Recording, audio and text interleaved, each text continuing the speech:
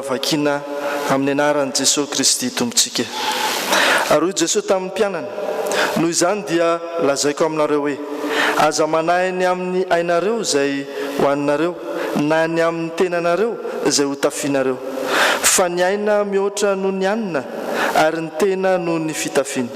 Every ny goaika fa tsy mba mamafina mijinja ireny, ary tsy manana fitoeran-javatra na trano fitehirizana, nefa Andriamanitra mamelona azy. Tsy mihoatra lavitra noho ny vorona va ianareo? Ary iza moa ao aminareo na dia manahy aza no mahay manampy ny andro iainany na dia kely monja aza?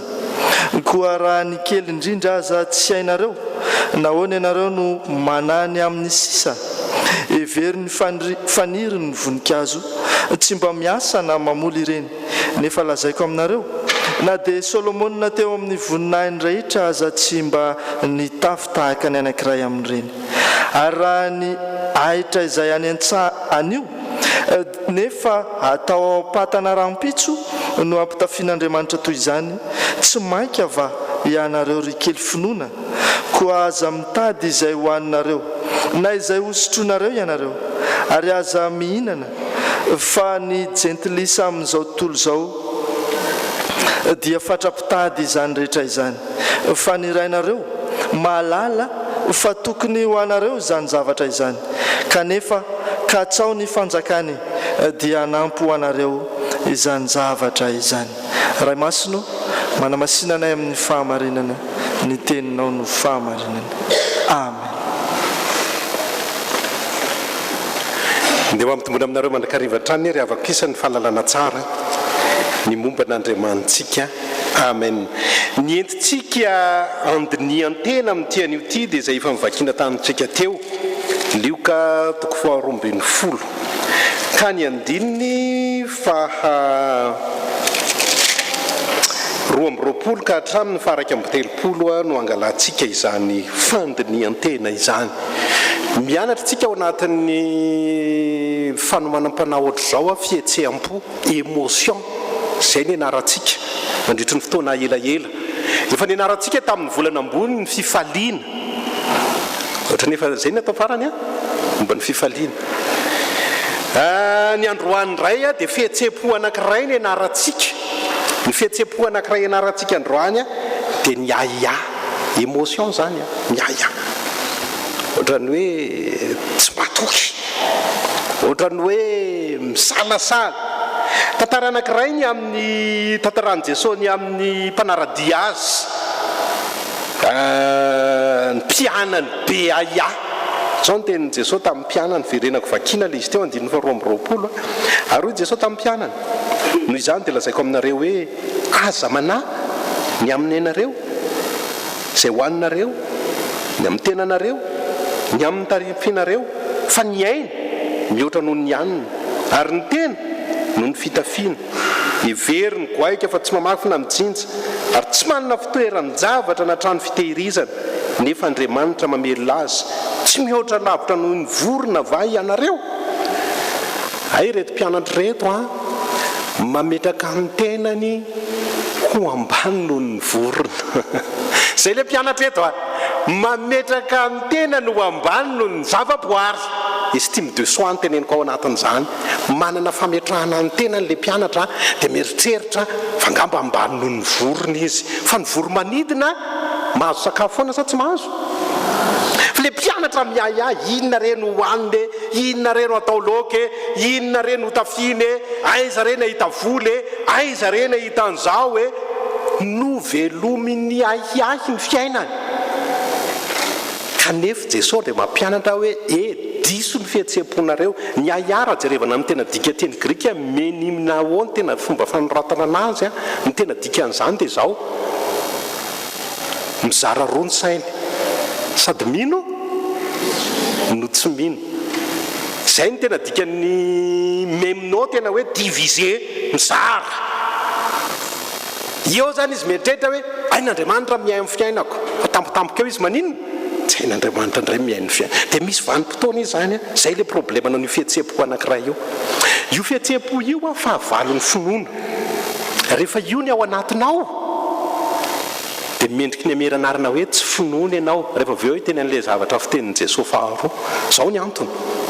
Ny tena dikan'ny finoana teny Hebreo indray ty teneniko ty MN. Tsisy zanatsoratra ny teny Hebreo tany ampetombohany MN. Io MN io ny tena dikany amin'ny teny gasy dia izao fahatokiana lalina. Dikany indray raha amin'ny teny frantsay dia hoe assurance parfaite. Zay zany ny tena dikany MN. Fa miahy fanohatra amin'izay tsisy fahatokiana lalina ao anatinao fa fahatokiana amin'ny apahany ihany. Dikan'izay ny olona miahy zany dia inona ny klasina azy? Tsy ampy finoana. Raha vao ianao ny be aia na kely ohatrin'iny ary dia tadidio fa ny finoanao zay ny mampandiny tena. Manahoana ny finoanao? Ndaovaka itsika ny andininy fa 9 sy ny manaraka dia hitatsika zany fomba fijery zany. Ndao hoe mba miara-mamaky ny andininy fa 9 novaka itsika ka hatramin'ny andininy fa 9 amin'ny anaran'ny tompo manao hoe korany kely indrindra aza tsy hainareo nahoana ireo ny manahy amin'ny sisa hevery ny fanirian'ny voninkazo tsy mba miasa na mamoly ireny nefa lazaiko aminareo na Solomona tamin'ny voninahiny aza tsy mba nitafy tahaka ny anankiray tamin'ireny ary raha niahatra izay any an-tsahany io nefa ny atao any am-patana raha pitso no ampitafiana Andriamanitra toy izany maika va ianareo ry zay le izy zay raha vao be ahiahy ianao dia ny titro omen'Andriamanitra anao zay izy kely finoana dia asakasakao mandiny tena sao dia mba kely finoana ny anaranao androany mandiny tena fa raha vao miahiahy ianao na bitika kely ohatrin'iny azy dia ny classification omen'Andriamanitra anao kely finoana za aloha tsy teo klasian'Andriamanitra ao anatin'izany. Averiko tsara raha vao manana iay ianao amin'ny fiainanao na kely ohatrin'iny ary fihetsepo zany dia ny klasy omen'Andriamanitra anao kely finoana. Ahoana ny mahakely azy? Ay ianao mihevitena fa mbola ambanin'ny voninkazo, ay ianao mbola mieritreritra fa mbola ambanin'ny ahitra, ay ianao mbola mieritreritra fa ambanin'ny vorona. Zany hoe ny estime de soi anao na ny fametrahanao ny tenanao mihitsy no mampandiny tena. Dia androany zany ny tompo tehiteny aminao zany ahiahy zany tsy fiainan'ny mpino. Averiko tsara zany ahiahy zany tsy fiainan'ny mpino zany. Raha milaza fa mpino ianao dia androany ny tompo miteny aminao aza atao miditra amin'ny fiainanao kory ny ahiahy na kely ary. Iverenako le teny Hebreo teo MN. Zany ny dikany atao hoe assurance parfaite na fahatokiana lalina.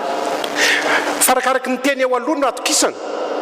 Ohatra zany zao misolo tenan'Andriamanitra satria izy no voalohany. Zay no alfabeta voalohany amin'ny teny Hebreo alef.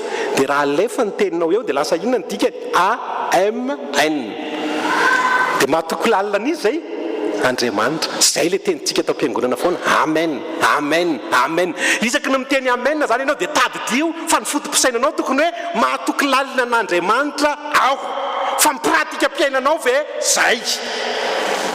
Ianao miteny hoe amen nefa ianao rehefa avy eo maninona misalasala. Eo le problème ampino tena mino ve sa kely finoana.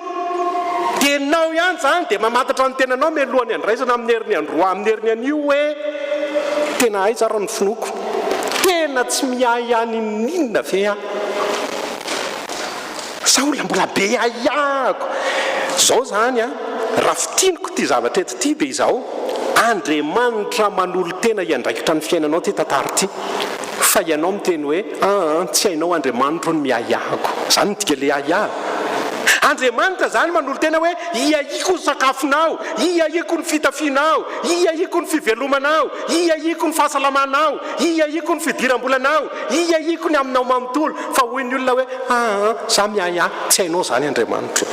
Dikan'izany fahakelezana finoana ny olona be ahiahy.